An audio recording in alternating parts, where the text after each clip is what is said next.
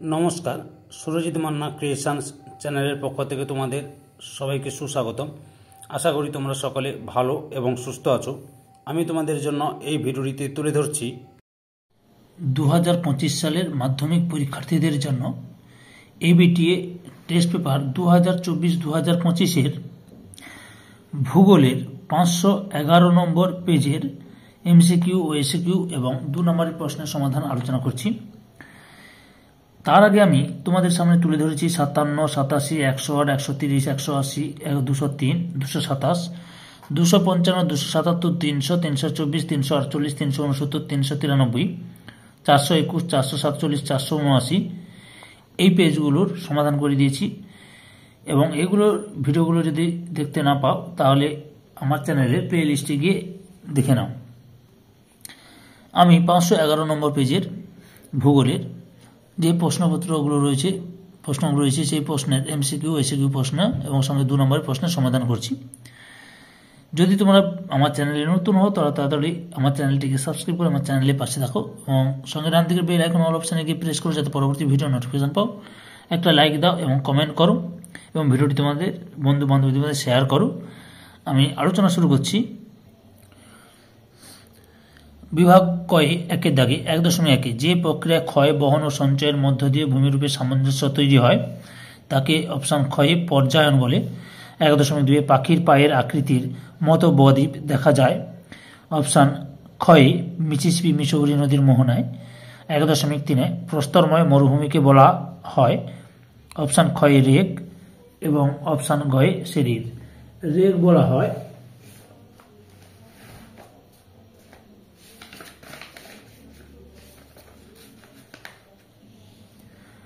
আলজেরিয়ায় রেগ বলা হয় এবং শরীর বলা হয় লিবিয়া ও মিশরের শরীর বলা হয়।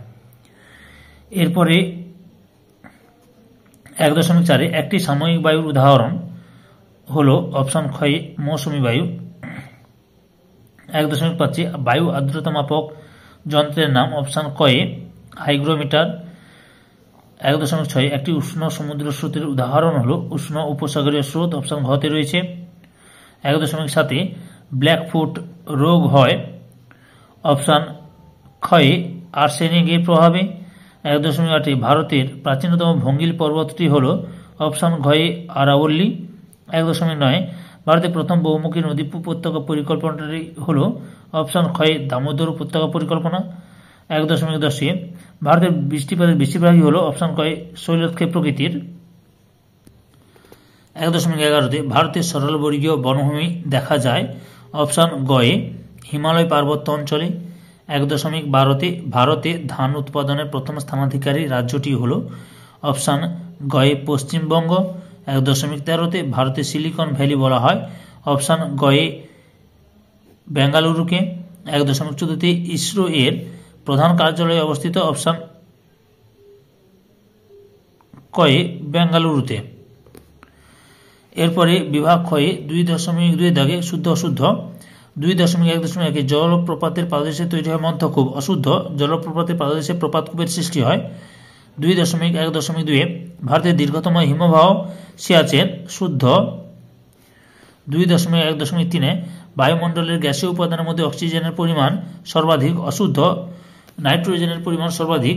2.1.4 ভূমধ্যসাগরীয় জলবায়ুতে শীতকাল আর্দ্র থাকে শুদ্ধ। 2.1.5 ভারতে রাজ্য পুনর্গঠনের মূল ভিত্তি ভূপ্রকৃতিগত সাদৃশ্য অশুদ্ধ। ভারতের রাজ্য পুনর্গঠনের মূল ভিত্তি হল ভাষা। 2.1.6 ল্যাটেরাইট মাটিতে তুলো চাষ ভালো হয় অশুদ্ধ। কৃষ্ণ মৃত্তিকা বা রেগুর মৃত্তিকায় কার্পাস চাষ বা তুলা চাষ ভালো হয়। 2.1.7 ভূবৈচিত্র্য সূচক মানচিত্র আঁকা হয় জরিপ কার্যের মাধ্যমে শুদ্ধ। এরপরে শূন্যস্থান পূরণ করো। 2.2.1 পার্বত্য প্রবাহী নদীর প্রধান কাজ ড্যাশ ক্ষয় কাজ ক্ষয়। 2.2.2 ঘূর্ণবাতের কেন্দ্রকে ড্যাশ নামে অভিহিত করা হয় ঘূর্ণবাতের চক্ষু নামে অভিহিত করা হয়। তারপরে 2.2.3 ড্যাশ স্রোতের প্রভাবে শীতকালে জাপানের উপকূল উষ্ণ প্রকৃতির হয় উষ্ণ কুরোশীয় স্রোতের প্রভাবে কুরোশীয়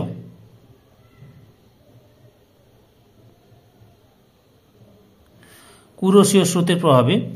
2.2.4 ইলেকট্রনিক বর্জ্যকে সংক্ষেপে ড্যাশ বলে, ই বর্জ্য বলে। 2.2.5 থর মরুভূমির চলমান বালিয়াড়িকে ড্যাশ বলে, ধ্রিয়ান বলে। ধ্রিয়ান বলে। 2.2.6 ড্যাশকে গোলাপি শহর বলা হয়, জয়পুরকে।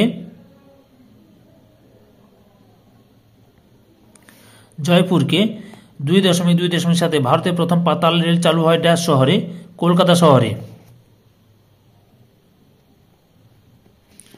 কলকাতা শহরে।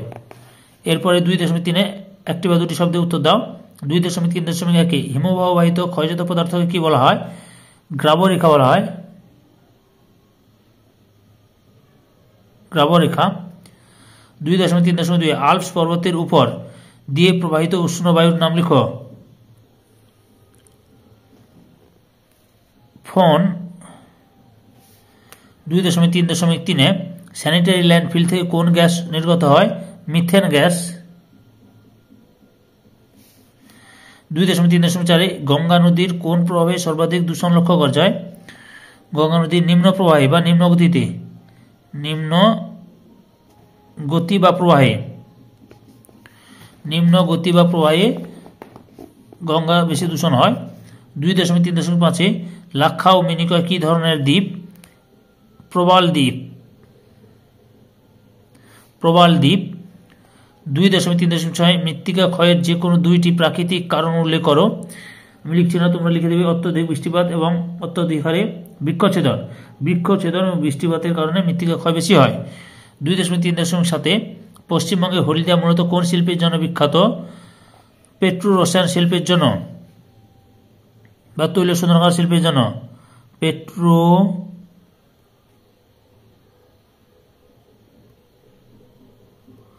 পেট্রো রসায়ন শিল্প বা তৈল শোধনাগার শিল্প। 2.3.8 ভারতের কোন রাজ্যে সাক্ষরতার হার সবচেয়ে বেশি? কেরলে, কেরলে। তারপরে 2.4 ডান দিক বাম দিক মেলাতে হবে। 2.4.1 গঙ্গোত্রী। 2 নম্বরে কুমায়ুন হিমালয়। 2.4.2 আঁধি। 3 রাজস্থান। 2.4.3 পাইন। 4 নম্বরে সরলবর্গীয় উদ্ভিদ। 2.4.4 ভারতীয় রকেট উৎক্ষেপণ সংস্থা। 1 নম্বরে ইসরো। বিভাগ গয়ে 3 দাগে নিচের প্রশ্নগুলির সংক্ষিপ্ত উত্তর দাও। 3.1 অয়াদি কাকে বলে? এই প্রশ্নের উত্তরটি তোমরা পেয়ে যাবে রায়ান মার্টিন সহায়িকা বইয়ের 74 নম্বর পেজে। এই যে ওয়াদি, অর্থ লিখবে, সংজ্ঞা দেবে, উৎপত্তি দেবে, বৈশিষ্ট্য দেবে, উদাহরণ দেবে। অর্থাৎ এখান থেকে শুরু করবে, পাওয়া যায় এতটা পর্যন্ত লিখবে। অথবা প্রত্যয়ন বায়ু কাকে বলে? উত্তর, প্রত্যয়ন বায়ু কাকে বলে? তোমরা এই প্রশ্নের উত্তরটি পেয়ে যাবে ছায়া প্রকাশনীর সহায়িকা বইয়ের 108 নম্বর পেজের 9 নম্বর প্রশ্নের উত্তরটি লক্ষ্য করো। এই যে প্রত্যয়ন বায়ু কাকে বলে, ধারণা এখান থেকে শুরু করবে, বলা যেতে পারে এতটা পর্যন্ত লিখবে। 3.2 ভূমধ্যসাগরীয় জলবায়ুর 2টি বৈশিষ্ট্য লেখো। এই প্রশ্নের উত্তরটি তোমরা পেয়ে যাবে প্রান্তিকের সহায়িকা বইয়ের 149 নম্বর পেজের। লক্ষ্য করা যাও, এই যে নাতিশীতোষ্ণ মনোরম জলবায়ু ও শীতকালীন নিম্নচাপ ও গ্রীষ্মকালীন উচ্চচাপ, অর্থাৎ এখান থেকে শুরু করবে, বলে বায়ুচাপ কম হয়, এতটা পর্যন্ত লিখবে। অথবাতে আটলান্টিক মহাসাগরের 2টি উষ্ণ সমুদ্র স্রোতের নাম লেখো। লক্ষ্য করো, আটলান্টিক মহাসাগরের উষ্ণ স্রোতগুলির নাম: উত্তর নিরক্ষের স্রোত, দক্ষিণ নিরক্ষের স্রোত, নিরক্ষীয় প্রতিস্রোত, উপসাগরের স্রোত, উত্তর আটলান্টিক ড্রিফট, ইরমিঙ্গা স্রোত, ব্রাজিল স্রোত। এতগুলো উষ্ণ স্রোতের নাম বললাম, বুঝতে পারছি? যে কোনো দুটি নাম লিখবে। 3.3 লিচেট কি? এই প্রশ্নের উত্তরটি তোমরা ছায়া প্রকাশনীর সহায়িকা বইয়ের 177 নম্বর পেজের 16 নম্বর প্রশ্নের উত্তরটি লক্ষ্য করে, যে সংজ্ঞা এবং প্রভাব, অর্থাৎ এখান থেকে শুরু করবে, পুকুরের জলও দূষিত হয়, এতটা পর্যন্ত লিখবে। পরের প্রশ্ন কি রয়েছে? অথবা পরিবেশ মিত্র বর্জ্য বলতে কি বোঝো? এই প্রশ্নের উত্তরটিও তোমরা ছায়া প্রকাশনীর সহায়িকা বইয়ের 177 নম্বর পেজের 8 নম্বর প্রশ্নের উত্তরটি লক্ষ্য করো। পরিবেশ মিত্র বর্জ্য কি? সংজ্ঞা এখান থেকে শুরু করবে, গৃহপালিত প্রাণীর বিষটা প্রভৃতি পরিবেশ মিত্র বর্জ্য উদাহরণ, এতটা পর্যন্ত লিখবে। 3.4 দাগে কারেওয়া কি? 3.4 থেকে কারেওয়া কি? এই প্রশ্নের উত্তরটি তোমরা পেয়ে যাবে রায় মার্টিন সহায়িকা বইয়ের 279 নম্বর পেজের 2 নম্বর প্রশ্নটি লক্ষ্য করো। এখানে সংজ্ঞা, উৎপত্তি, বৈশিষ্ট্য এগুলো দেবে। এখান থেকে শুরু করবে, ভূমিভাগ এতটা পর্যন্ত লিখবে। অথবা অন্তর্বাহিনী নদী কাকে বলে? এই প্রশ্নের উত্তরটি তোমরা প্রান্তিকের সহায়িকা বইয়ের 246 নম্বর পেজের 23 নম্বর প্রশ্নের উত্তরটি লক্ষ্য করো। এই যে বিষয় এবং উদাহরণ, অর্থাৎ এখান থেকে শুরু করবে। রাজস্থানের সম্বর হ্রদে পতিত রূপনগর ও মেটা একটা অন্তর্বাহিনী নদী বা লুনি নদীও ভারতের অন্তর্বাহিনী নদীর উদাহরণ। বুঝতে পেরেছ? 3.6 সামাজিক বনসৃজন বলতে কি বোঝো? এই প্রশ্নের উত্তরটি তোমরা রায়ান মার্টিন সহায়িকা বইয়ের 357 নম্বর পেজের 3 নম্বর প্রশ্নের উত্তরটি লক্ষ্য করে। যে সামাজিক বনসৃজন সংজ্ঞাটা দেবে। বুঝতে পেরেছি পুরোটা? এই যে সংজ্ঞা, এখান থেকে শুরু করবে, এত পর্যন্ত লিখবে। আর উপযুক্ত স্থান বা আমি উপযুক্ত স্থানে উদাহরণ একটা দেখাচ্ছি তোমাদের, দৃষ্টান্ত। এই যে 1994 সাল, এখান থেকে শুরু করবে, 1900 এতটা পর্যন্ত লিখবে। বুঝতে পেরেছ? পরের প্রশ্ন, অথবাতে রয়েছে জায়িদ শস্য কি? এই প্রশ্নের উত্তরটিও তোমরা পেয়ে যাবে রায়ান মার্টিন সহায়িকা বইয়ের 384 নম্বর পেজের 3 নম্বর প্রশ্নটি লক্ষ্য করো। এই যে জায়িদ শস্য সংজ্ঞা, এখান থেকে শুরু করবে, নির্ভরশীল এতটা পর্যন্ত লিখবে। 3.7 প্রশ্ন, প্ল্যাটফর্ম কি? এটা 3.6 হবে। প্ল্যাটফর্ম কাকে বলে?